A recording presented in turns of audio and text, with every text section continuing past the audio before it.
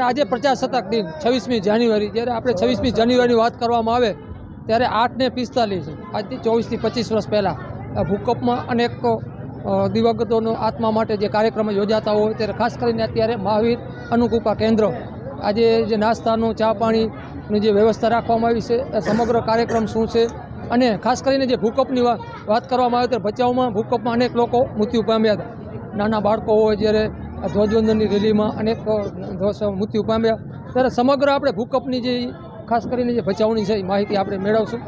ત્યારે અગ્રણીઓ છે ભચાઉના, આપણે તમારું નામ જણાવશો અને ખાસ. હું છેડા જખુ મણસિંહ, શ્રી ચિંતામણી જૈન દેરાસરના ટ્રસ્ટી અને આ મહાવીર અનુકંપા કેન્દ્રથી આજે લગભગ 20-25 વર્ષથી સંકળાયેલો છું. બહુ સારામાં સારું કામ કરી રહ્યા છે. ભચાઉ તો એકદમ નષ્ટ થઈ ગયું હતું. ભૂકંપ પછીનું આજે ભચાઉ છે, ગામડામાંથી એક શહેર સિટી થઈ ગયું.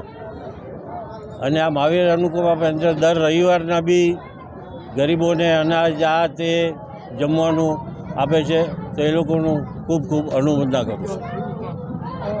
આ શ્રી જૈન યુવક મંડળ સંચાલિત મહાવીર અનુકંપા કેન્દ્ર આ 2007થી આ સંસ્થાની સ્થાપના થઈ અને ખરેખર આજનો જે કાર્યક્રમ છે એ 26 જાન્યુઆરી 2001ના જે ગોઝારો ભૂકંપ આવ્યો હતો અને જેને જે જોયો છે નજરો નજર, એ એની કલ્પના પણ ન કરી શકે કે આ અત્યારે આપણું ભચાઉ શહેર જો ઊભું થયું હોય તો આ આવી સંસ્થાઓ મદદ કરી અને આ સંસ્થાની ખમીરવંતી ભચાઉની જે જનતા છે, હરેક જ્ઞાતિની સંસ્થા છે, એમના સહકારથી આજે આ મહાવીર અનુકંપા કેન્દ્ર ઓછામાં ઓછા કમસે કમ આજ સવારથી નાસ્તો 8:15 વાગ્યાનો ચાલુ છે અને એની અંદર ગરમા ગરમ પાપડી, પૌવા, ચાય, બિસ્કિટ અને લીલા મરચાં અને આજ બપોરનું ભોજન દેશી ઘીનો લહલહતો ઓરિજિનલ મોગરદારનો શીરો અને ગરમા ગરમ ફૂલવડી, ખારી ભાત અને ગરમા ગરમ મેથીના ગોટા, પૂરી, છોલે ચણાનું શાક અને આવું સ્વાદિષ્ટ ભોજન જે આજે ભચાઉ શહેરમાં અમારો એક જ મકસદ છે મહાવીરનો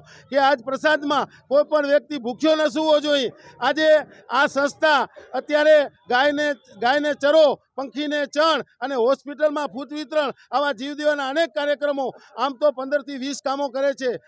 દર વર્ષે સ્કૂલની અંદર નોટબુકો, વાવાઝોડું હોય, કુદરતી આફત હોય ત્યારે આ મહાવીરનો યજ્ઞ ટેમ્પો ત્યારે ખડે પગે તૈયાર થઈ જાય. કોરોના કાળની અંદર પણ 10,000 માણસોને કીટ, 10,000 માણસોને જેને કહેવાય ભોજન આપ્યું હતું. અને ગમે ત્યારે સંકટ સમયે આ ભચાઉ શહેરની ધર્મપ્રેમી સંસ્થાનો અમને ખૂબ જ સહકાર મળે છે અને અત્યારે પણ દેવગત થયેલ આત્માઓના આત્મસ્યાર્થે 70 જેટલા દાતાઓના આ વિવિધ સહકારથી જ આ શક્ય બન્યું છે. અને આ જો બધું થયું હોય તો એમના અમે ખૂબ આ દાતાઓના આભારી છીએ. અને કચ્છને ખરેખર જો સિંગાપુર બનાવ્યું હોય તો આવી સંસ્થા અને આવા દાતાઓના સહકારથી જ બનાવ્યું છે.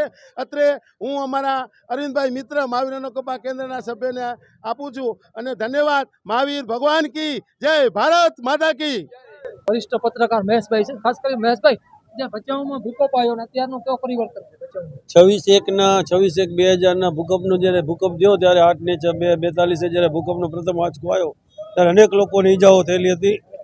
લોકો બહાર જવા માટે, હોસ્પિટલ જવા માટે રાધનપુર બાજુ જે ચારે બાજુ નીકળ્યા હતા અને લોકોને સેવા માટે અનેક સંસ્થાઓ, જૈન સંસ્થાઓ ત્યાં પણ એટલી જ જગ્યાએ મળી હતી. મહેસાણા, રાધનપુર વિસ્તારોમાં અને કચ્છમાં પણ અહીંયા આવીને અનેક સંસ્થાઓએ જે કરી અને જે ઊભું કર્યું, જે વધમાન સોસાયટી બનાવી, જૈન સોસાયટી 26 બંગલા બનાવ્યા, જૈન ધર્મશાળાઓ બની, આપણા 5 જૈન સમાજના દેરાસરો બન્યા, તેમજ અનેક સંસ્થાઓએ આગળ કરી અને સંસ્થાઓ કરીને ભચાઉ શહેરને વિકાસમાં સહયોગ આપનારા તમામ સંસ્થાઓ તેમજ તમામ આગેવાનો અને આપણી જૈન સમાજ જે પ્રગતિ કરી તે વિકાસ ભચાઉ માટે મહત્વનો રહેશે. ખાસ કરીને પહેલાના ત્યારે હાલમાં ભૂકંપ પાછો ધબકતો મતલબ ભચાઉ થઈ ગયો.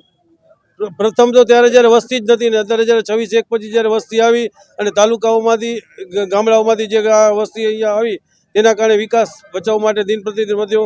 દુકાનો તેમજ શોપિંગો પણ એટલા વધ્યા અને જે વિકાસ છે એ અત્યારે જ વધી ગયો છે. ભૂકંપમાં અંદાજે કેટલા લોકોનું મૃત્યુ થયા હતા?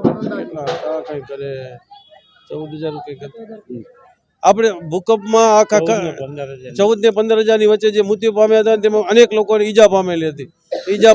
ત્યારે પણ આપણી જૈન સમાજ મુંબઈની પણ અનેક સંસ્થાઓ અહીંયા આવીને ડેરા તંબુ તાણ્યા હતા અને સંસ્થા મુંબઈ પણ અનેક લોકોને સારવાર માટે મુંબઈ, મહેસાણામાં પણ લઈ જવામાં આવ્યા હતા.